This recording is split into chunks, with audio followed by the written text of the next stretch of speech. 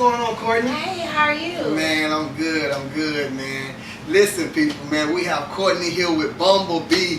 I'm telling you, man, this is an amazing woman, man. I remember when I first got started in trucking, I was driving and I went up under a low bridge with my trailer. And man, I'm telling you, when I went up under that low bridge in Illinois, it picked my whole trailer back. I was without a trailer. So guess what I had to do, man? I had to start looking for trailers so I could pull loads. And when I got on the load board, man, Courtney was one of the people that I reached out to with Bumblebee. So we have Courtney here. She's an entrepreneur. So we're just going to have her to just share how she came up and how she got started. So Courtney, why don't you share with the listening audience, how did you get started with your company?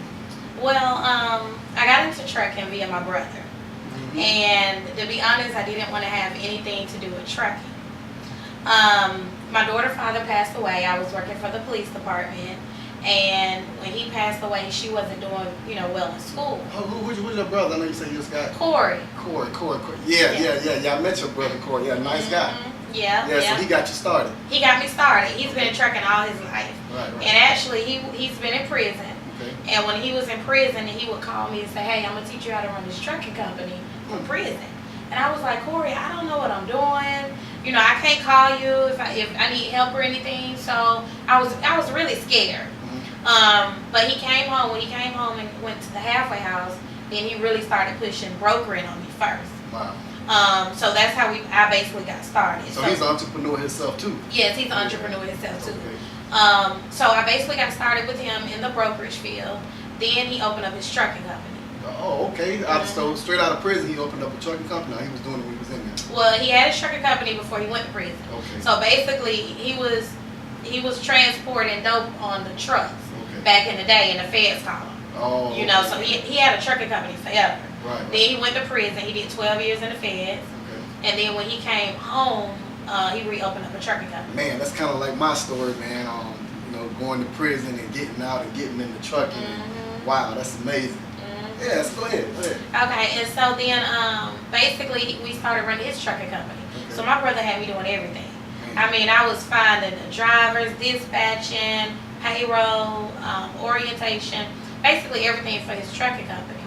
So, I started looking and I was like, if I can do this for his company, I can also do this for other guys. Right. So I'm going to contract myself out and I'm going to start dispatching for other guys. Okay. So at the time I had just had my son, and I just started dispatching other guys, managing and running their companies, and it basically went from there. Now, how was it dealing with managing these other companies and other truckers and stuff like that? How was that experience? Was it hard dealing with different truckers? It wasn't really hard because I mainly dispatched to find them freight. I remember one week working from home, I made like $1,800. And I was like, wow, I did this, working from home, internet, phone. My overhead is very inexpensive. So it didn't require much, and I could do that while my son is at home. I didn't have to put him in daycare or anything. And so basically that's how it started. Right. Okay.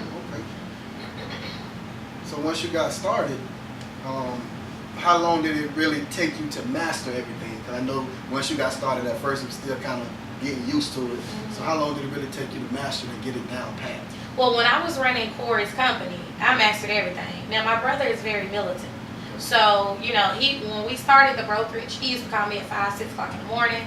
He made sure I get up and do everything. So he put a lot of pressure on me. But I do well under pressure. Right. So I believe that running his company, I was pretty well managing everything well. But I started growing different things or branching off in Bumblebee. Okay. So, for example, some of the guys we were dispatching, they didn't have trailers, and let's say they was running power only. Okay. And so we would have to find them loadout trailers, something like what you got from our brokerage. Right. Okay? So with the loadout trailers, let's say you get a trailer, and depending on where that trailer delivers to, it may not be no trailer over there. Okay. Let's say you deliver into Arizona. Right. And you get out there, it's just nothing, so you got to deadhead 300-400 miles. Exactly. So at the time, I'm like, if these guys, can't get a trailer, my credit score is good. Correct. So I leveraged my credit, and I went out and got a loan from the bank, and I bought me 2 trailers, and I started renting those out. Smart. So then I grew that aspect of my business. I started partnering with other people within the trucking industry as far as factoring companies. And so basically, I refer guys to factoring companies, and factoring companies send me business. So it's like a partnership. You know, we did a lot of advertising on Craigslist. So a lot of guys found me on Craigslist. So now I think we're very known all over the United States now. That's awesome. That's awesome. Now tell me this: have the entrepreneur spirit always been in your heart, or when did you start developing that entrepreneur spirit? As far as like when you were younger, or when you got older, or how did you get that spirit? I would say I've always been an entrepreneur. Now my mother, as far as I know, I've never seen her work a job, but probably before I was born, I know she's probably had jobs that she worked. But she took care of us because she had her own cleaning business. My dad was a hustler, so I guess it's in the blood on that end. But I've always been, I started working when I was 15. Oh, wow. And let me tell you how I started working. Okay. I wanted a job very bad. I went to try to work at McDonald's. I was 15. They hired me. 2 weeks later, they was like, oh, well, you got to be 16 to work here, so we got to let you go. Wow. I said, okay. I went home and I changed the year of when I was born on my birth certificate, so I can make it seem like I was born a year earlier, so I could be 16. Right. And I started working at a grocery store. So at the age of 15, I would buy my own school clothes. I basically was independent then, or teaching myself to be independent. 16. 16. Wow. Then I got pregnant with my daughter at 16. So when I got pregnant with her, I had another person depending on me now. So it wasn't even about me no more. You know what I'm saying? I had to go hard. I had to grind. And so, I mean, I've tried everything, different network marketing. I had other businesses. So I've always been a go-getter. Yeah, but I know, like, I'm sure you had people that probably doubted you and didn't believe that you was going to make it once you had that child at 16 years old. Mm-hmm. I know people that had kids at a young age, and it's been hard for them in life. Mm-hmm. You know, and I know a lot of times they tell you to wait till you get 18 or wait till you get established, basically Exactly. get married to have a child. So how was that having a child at 16? Was it a struggle? Well, the first thing was when I got pregnant with my daughter, they didn't think I was going to make it. Okay. I had her at 26 weeks. I was 6 months. I had something called preeclampsia. So they sent me, my blood pressure was high. It was like 160 over 100. They sent me to the emergency room. When I got there, I had a seizure in the hospital. So they had to rush me to ICU or whatever to do surgery. When they went to do the surgery, my father came and they told him, we don't think she's going to make it. We had to do an emergency C-section, and we don't know if the baby's going to make it because Shemaya didn't even weigh a pound. Man. She was 15 ounces, so she could fit in the palm of your hand. Wow. But by the grace of God, we both made it, and we both are here today. Amen. You know? That's right. So that was the first obstacle, I guess you could say. I was in high school. I was in 12th grade. Okay. So even though when I had her, she had to stay in the hospital for 3 months, I still finished and graduated school. So I didn't drop out or anything. After that, I went to college. It was very hard and it was very difficult because I didn't have a lot of support from my family. When I had Shemaya, I didn't have a baby shower, so. Why wasn't the support there? Were they angry because you had a child at a young age, or why wasn't the support there? I don't really know, to be honest with you. I know that my mother helped me a lot with Shemaya because I was still in school. So at the time, she helped me a lot, but I didn't have, other family members that would keep her or, so it was very tough. It was difficult. I went to college, and then I had to decide, do I want to work or do I want to continue to go to school? So I left school, and I worked 2 jobs. And from that point, I continued to work 2 jobs. And that's basically to answer your question.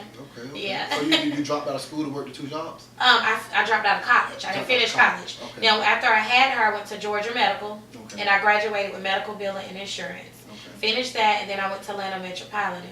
Okay. And so I did like 2 years there, but I didn't finish. Gotcha. And so then I left college because I needed to work. And so it was a lot trying to take care of a child, go to school, and work a job. That's And so then when you come home, you got a baby that's crying or that's up all night and getting no sleep. So I just said, hey, I need to work, Man. basically.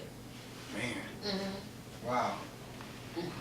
So how long have you actually been in business now with your company?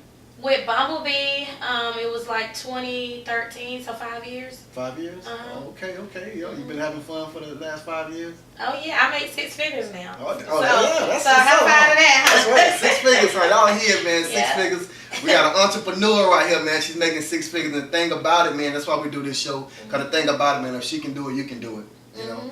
We got Courtney right here, man. And man, it's an honor. I'm telling you, I had to come to her to get a trailer, man. How many trailers you say you have now? I have 7 now, and this week I'm actually buying 4 more. What? This week? This week. So you're going to have 8, 9, 10? 11. Ooh. Mm-hmm. Man, you just balling out of So control. I'm trying to. Yeah, that's what's up. I'm trying to live life. I mean, you only get one life. Why That's not? it. You know? That's it. So if anybody, looking for a trailer, like if they was like how I was, you know what I'm saying, when I went up under that low bridge and messed my trailer up and then needed a trailer, how can they find you? How can they get in contact with you? You have any trailers for anybody if they need it?